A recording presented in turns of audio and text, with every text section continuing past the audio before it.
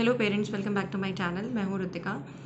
जैसा कि हम सब देख रहे हैं आजकल की बहुत सारे पेरेंट्स की परेशानी रहती है कि बच्चा लिखने में इंटरेस्ट नहीं ले रहा है और हमें बच्चे को कब लिखना स्टार्ट करवाना चाहिए या उनको फोर्स करना चाहिए कि नहीं चाहिए। तो आज की वीडियो में हम इसके बारे में बात करने वाले हैं।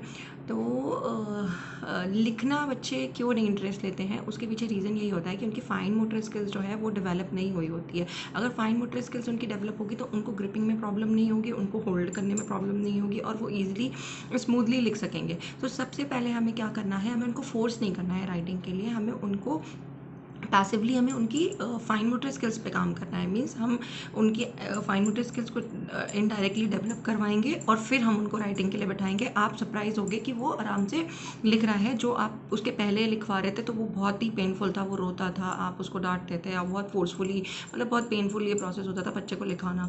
तो आप एक काम, आप फाइन मोटर स्किल्स पे काम करिए और फिर आप राइटिंग स्टार्ट करवाइए। लेकिन राइटिंग इतनी इंपॉर्टेंट नहीं है जैसा कि सब लोग पीछे पड़े रहते हैं कि बच्चे को राइटिंग कराओ, राइटिंग कराओ। प्री स्कूल का जो डिज़ाइन है, कंसेप्ट है, वो भी ऐसे ही है कि छोटे से बच्चे को फॉर्मल स्कूल के लिए तैयार करना होता है तो वो बहुत ही अर्ली एजेस पर उसको पेंसिल पकड़ा देते हैं। मैं ये नहीं कह रही हूँ कि राइटिंग बुरी है, writing is very good. But अगर बच्चा इंटरेस्ट नहीं ले रहा है और आप फोर्सफुली करा रहे हो तो उसके साइड इफ़ेक्ट्स ये होते हैं कि बच्चे की ग्रिपिंग बेकार हो जाती है, उसकी होल्डिंग बेकार हो जाती है और आगे चल के राइटिंग भी बेकार हो जाती है और डिसइंटरेस्ट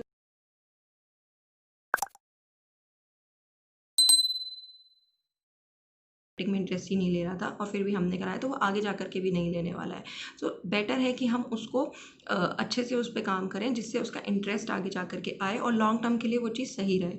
तो हमें सब छोटे बच्चों पे हमें सबसे ज़्यादा ध्यान देना चाहिए कि हमको उनको ओरली सब काम कराएं। मीन्स हम उनको जो स्टोरी हैं वो सिखाएं, पिक्चर्स दिखाएं, वोकैबलरी जो स्टोरी बुक्स में जो पिक्चर्स बुक होती हैं वो हम उनको सिखाएं, वोकैबलरी उनकी स्ट्रॉन्ग कराएं, लैंग्वेज उनकी सही कराएं, ब्रेन रिलेटेड एक्टिविटीज़ जो होती हैं, बहुत सारे गेम्स अवेलेबल हैं, बोर्ड गेम्स हैं, ये सारे जो हम ओरली और उनको करवा सकते हैं वो हमें कराने चाहिए क्योंकि उनका 0 to 6 ईयर्स में हमारा बच्चों का राइट ब्रेन एक्टिव रहता है। तो उस टाइम पे आप जो भी उनको सिखाते हो लॉजिकल या जो भी कुछ है वो सब उनके ब्रेन में एकदम स्टोर हो जाता है। तो हमें कोशिश करनी चाहिए कि इनफैक्ट जैसे बच्चे को आप कॉन्टिनेंट्स के बारे में सिखा दो, सोलर सिस्टम के बारे में सिखा दो, क्योंकि लगेगा कि नहीं ये तो फर्स्ट क्लास से या सेकेंड थर्ड क्लास में सिखाना है, इतना जल्दी क्यों सिखाना।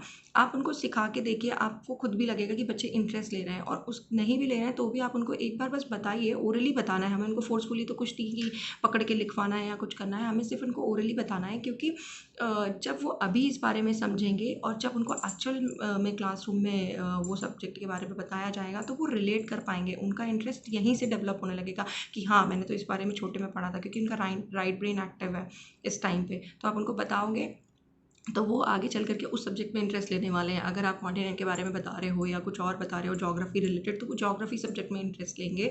अगर आप साइंस में बता रहे हो, सोलर सिस्टम इंट्रोड्यूस करा रहे हो और आगे चल करके वो साइंस में इंटरेस्ट लेंगे। तो इसी तरीके से आप जो भी है जो भी ओरली उनको ज्ञान जितना दे सकते हैं वो देने की कोशिश करिए, ना कि राइटिंग पे उनको फोकस मीन्स फोर्सफुली करवाइए। और राइटिंग कराने के लिए जैसे मैंने आपको बताया कि फाइन मोटर स्किल्स डेवलप करवाइए और उसके बाद आप धीरे धीरे उनको मोटी चीज़ें देने लगी, मार्कर दे दो, वाइट बोर्ड दे दो या फिर क्रेयॉन्स दो। ऐसा पेंसिल नहीं देनी है हमें, हमें थोड़ी सी मोटी चीज़ दे देनी है जिससे उनकी ग्रिपिंग ठीक रहेगी।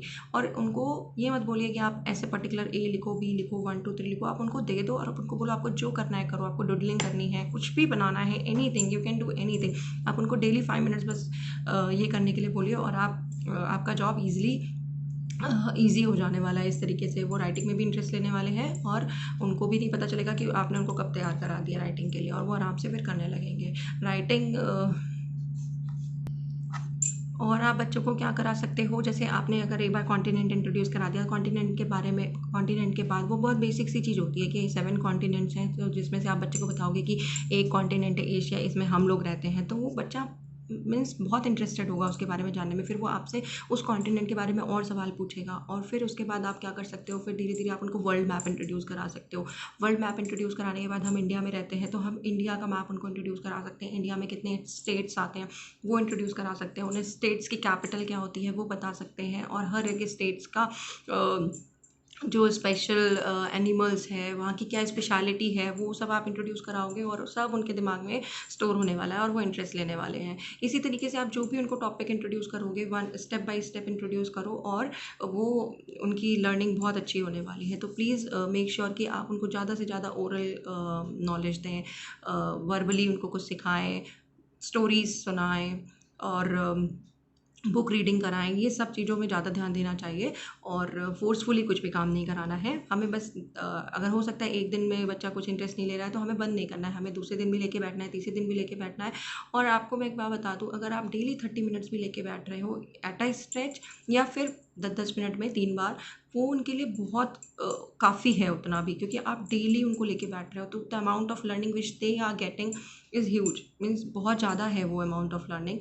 तो आप अगर धीरे-धीरे काम करोगे उनके ऊपर तो उनके लिए भी स्मूथ रहेगा और आपके लिए भी वो दिस टीचिंग का जो तरीका है वो हेल्पफुल हो जाएगा। मीन्स आप आराम से दोनों मिलकर के बिना बच्चे को, मतलब बच्चा भी रोएगा नहीं, बच्चा भी इंटरेस्ट लेगा और आपकी जॉब भी आसान हो जाएगी और इस तरीके से आप उनको बहुत सारी लर्निंग्स दे सकते हो।